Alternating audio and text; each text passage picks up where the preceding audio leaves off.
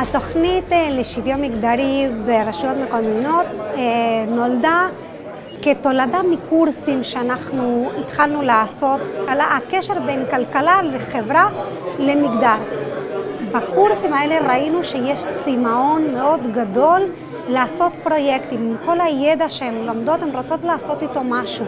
אז הבנו שהפרויקט הבא שלנו, הצעד הבא, צריך להיות תוכנית שכוללת גם הכשרה, קורס, אבל גם ליווי בתהליך של פרויקט. וככה נולד התוכנית לשוויון מגדרי ורשויות מקומיות. אני מהר מאוד הבנתי שמה שמקדם נשים זה כל מה שקשור לכסף. ומה שברברה ומרכז אדווה מלמדים אותנו זה להיות סופרות, לא להיות עובדות סוציאליות או כל נושא אחר. לספור, להבין כמה תקציבים מגיעים אלינו הנשים, הן ברשות המקומית, ששם אנחנו אחראיות, והן לתושבות, שגם לגביהן אנחנו אחראיות.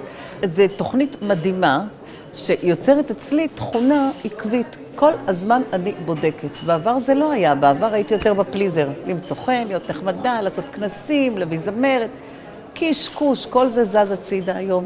היום כל הזמן יושבים עם תקציבים ובודקים כמה יש לנשים, כמה יש לגברים. ועושים תיקון, לא נבלים, לא מתלהמים, פשוט עושים תיקון.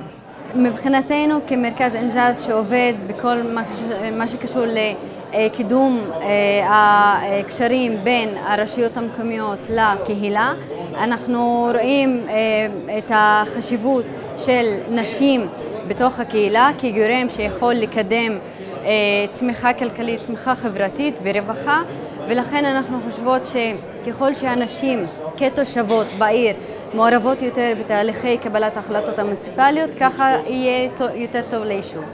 מי שמחכה שראש הרשות ייתן לה, היא לא תקבל אף פעם. היא לא תקבל אף פעם. את צריכה כל הזמן לדרוש ולדרוש, ואני יודעת שאנחנו כנשים ככה מאוד טוב לנו וגידלו אותנו להיות מנומסות ולא לדרוש, ובכלל כאילו מי רוצה לדבר על כסף?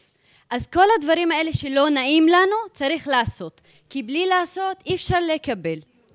אני מתוך מה שהבנתי בעירייה שלי קיבלתי החלטה שלא יהיה לי כוח אם אני ממשיכה לעבוד לבד, אלא אני מתחילה לעשות קורס לעובדות החזקות ביותר בעירייה. בתחילת הקורס, ברוב השיעורים הם ישבו עם הלפטופים שלהם החכמות האלה ולא כל כך הקשיבו, ואמרו איזה שטויות, איזה שטויות. ואז לאט לאט, כשהם התחילו לראות את הפערי שכר, הם עזבו את הלפטופ, והתחילו להגיד, זה לא יכול להיות. זרקו את הלפטופ ואמרו, אנחנו רוצות להבין למה. אני יודעת בדיוק מה עזר לי, שהבנות שבאו ודרשו נתונים, היו מהרובד של מנהלות מחלקה ויחידה בעירייה. כל אחת הייתה חזקה בתחומה.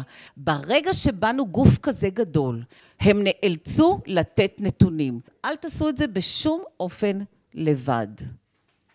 אני עבדתי אולי איזה 3 שנים או 4, בלי תקציב.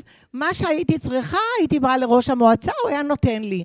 עד שהגעתי לקורס המפורסם של מכון אדווה, ופתאום הבנתי שאפשר לבקש כסף, תקציב למעמד האישה. לא ידעתי איך אני אעשה דבר כזה. אני יכולה לבוא לראש מועצה ולהגיד לו, תן לי כסף. ובאמת ברברה והבנות כאן והחברות היועצות הוותיקות לימדו אותי איך עושים את זה. במרכז אדווה אנחנו עובדים גם עם גברים וגם עם נשים. אבל יש לנו, נגיד, תוכניות שהן רק לנשים. למה רק לנשים? כי נשים פחות עוסקות בנושאים כספיים. זה פחות מוכר להם, הן קצת מפחדות, ממספרים, מתקציבים. אתה צריך לראות את הפנים של אנשים שאנחנו נותנים להם דף תקציבי, מסבירים מה זה ומה זה ומה באמצע, פתאום יוריקה, הבנו. זה לא כל כך קשה. ואנחנו עובדות גם עם העובדות של העירייה, אבל גם בשנה הזאת אנחנו מתמקדות עם תושבות ומקימות קורסים של הכשרה בפרויקטים בקרב תושבות של רשויות מקומיות שונות.